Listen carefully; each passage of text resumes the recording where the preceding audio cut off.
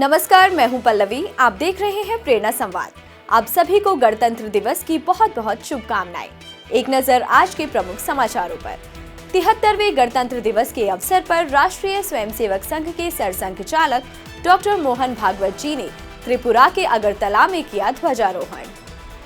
सरसंघचालक डॉक्टर मोहन भागवत जी ने कहा कि स्वतंत्रता के 75वें वर्ष में आज इस गणराज्य दिवस पर हमें ये संकल्प करना है कि हमारा आचरण ऐसा धर्मयुक्त आचरण होगा जिसके आधार पर आज के प्रजातंत्रों का भी पथ प्रदर्शक बने।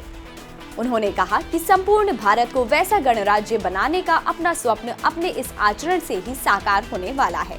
इसीलिए इस आचरण का संकल्प आज के लिए हमको लेना चाहिए। स्वतंत्रता के 75वें वर्ष में आज इस गणराज्य दिवस पर हमको ये संकल्प करना है कि हमारा आचरण ऐसा धर्मयुक्त आचरण होगा जिसके आधार पर आज के प्रजातंत्रों को भी पथ प्रदर्शक बने। ऐसे प्रजातंत्र हमारे यहाँ जिनके नाम वैशाली, लिच्छवी, मालवी आदि अनेक प्राचीन गणराज्य कैसे चलते थे, इसके उदाहरण आज भी सारे दुनिया में दिए जाते हैं। भारत के गणराज्यों के संपूर्ण भारत वैसा एक गणराज्य बनाने का अपना स्वप्न अपने उस आचरण से ही साकार होने वाला है और इसलिए इस आचरण का संकल्प आज के दिन हमको लेना चाहिए। प्रधानमंत्री नरेंद्र मोदी ने राष्ट्रीय युद्ध स्मारक पर अमर जवान शहीदों को अर्पित की श्रद्धांजलि।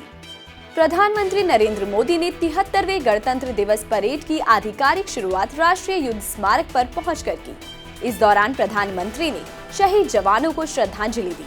इसके बाद पीएम मोदी ने राष्ट्र की रक्षा में वीरों द्वारा किए गए सर्वोच्च बलिदान की याद में 2 मिनट का मौन रखा और स्मारक की डिजिटल आंकतुक पुस्तिका पर हस्ताक्षर भी किए। प्रधानमंत्री मोदी के साथ इस दौरान रक्षा मंत्री राजनाथ सिंह और तीनों सेना के प्रमुख भी मौजूद रहे। इसके बाद प्रधानमंत्री राजपथ पहुंचे, जहां राष्ट्रपति रामनाथ कोविंद का काफिला घोड़ों पर सवार प्रेसिडेंट बॉडीगार्ड्स के साथ राजपथ पर पहुंचा। प्रधानमंत्री ने उनका स्वागत किया। राष्ट्रपति ने ध्वजारोहण किया। राष्ट्रगान के बाद 21 तोपों की सलामी दी गई।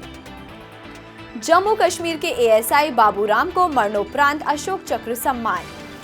गणतंत्र दिवस के मौके पर जम्मू कश्मीर पुलिस के एएसआई बाबूराम को श्रीनगर में आतंकवाद रोधी अभियान के दौरान वीरता और अनुकरणीय साहस का प्रदर्शन करने के लिए मरणोपरांत अशोक चक्र से सम्मानित किया गया है।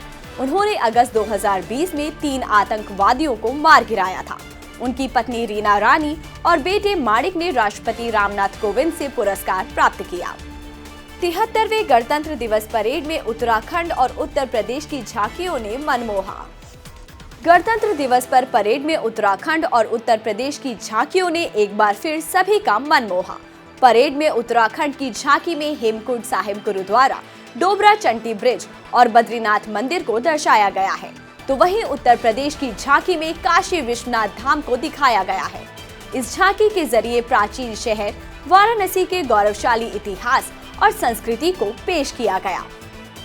वंदे भारतम नृत्य उत्सव के विजेताओं ने राजपथ पर बिखेरा सांस्कृतिक रंग। गणतंत्र दिवस परेड 2022 में वंदे भारतम नृत्य उत्सव प्रतियोगिता के विजेताओं ने राजपथ पर भारतीय संस्कृति का रंग बिखेरा। देश भर में वंदे भारतम नृत्य उत्सव के माध्यम से चुने गए 480 नर्तकों ने गणतंत्र दिवस समारोह में नई दिल्ली में शास्त्रीय, लोक, जनजातीय और फ्यूजन नृत्य प्रस्तुत किए। आसमान में दिखी वायुसेना की ताकत। 75 विमानों ने पहली बार एक साथ भरी उड़ान। इस बार भारतीय वायुसेना के 75 विमान आजादी के 75वें वर्ष पर आसमान में पहली बार एक साथ उड़ान भरते नजर आए। यह राजपथ पर होने वाला अब तक का सबसे भव्य फ्लाई पास्ट रहा। इस दौरान Rafale, Sukhoi, Jaguar, MI-17, Sarang, Apache, Dakota जैसे पुराने और वर्तमान आधुनिक विमानों ने फ्लाई पास्ट में राहत, मेघना, एकलव्य, त्रिशूल, तिरंगा, विजय और अमृत सहित अलग अलग फॉर्मेशन का प्रदर्शन किया। पहली बार परेड के दौरान राजपथ पर 75 मीटर लंबाई और 15 फुट ऊंचाई के 10 स्क्रॉल प्रदर्शित किए गए। यह स्क्रॉल रक्षा और संस्कृति मंत्रालय द्वारा संयुक्त रूप से आयोजित कला कुंभ कार्यक्रम के दौरान तैयार किए गए थे। -35 डिग्री तापमान में आईटीबीपी के हिमवीरों ने फहराया तिरंगा। भारत माता की जय! भारत माता की जय! भारत माता की गणतंत्र दिवस के अवसर पर लद्दाख वास्तविक नियंत्रण रेखा पर 15,000 फीट की ऊंचाई पर स्थित सियाचिन पोस्ट पर आईटीबीपी के हिमवीरों ने -35 डिग्री तापमान में राष्ट्रीय ध्वज फहराया।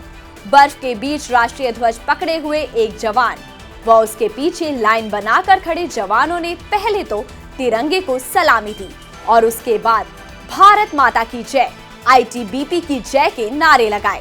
इस दौरान दृश्य गर्व से सीना चौड़ा कर देने वाला रहा। आज के समाचारों में इतना ही। हम फिर लेकर आएंगे कुछ नए समाचार। तब तक के लिए नमस्कार।